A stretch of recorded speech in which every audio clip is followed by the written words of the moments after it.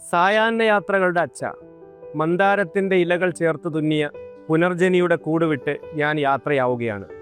ഇത് ഏത് കൃതിയിൽ ഉള്ളതാണെന്നറിയാവോ?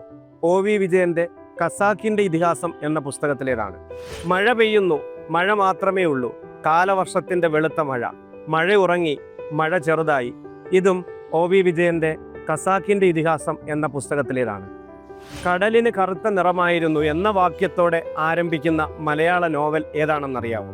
അത് MD വാസുദേവൻ നായരുടെ രണ്ടാമൂഴമാണ്. ഒരു നിമിഷം മാത്രം ഹസ്തിനപുരം ഭരിച്ച് സ്ഥാനത്യാഗം ചെയ്ത രാജാവ് ഒടുവിൽ ഇരുട്ടിലും ചിരിച്ചു. മഹാബലവാന്മാർ കരയാൻ പാടില്ലല്ലോ. ഇതും രണ്ടാമൂഴത്തിൽ ഭീമന്റെ ആത്മകഥമായി വരുന്ന സംഭാഷണ ശകലമാണ്. ഇങ്ങനെയുള്ള ടിപ്സിനും ട്രിക്കിനുമായി ഇപ്പോൾ തന്നെ ഈ യൂട്യൂബ് ചാനൽ സബ്സ്ക്രൈബ് ചെയ്യുക.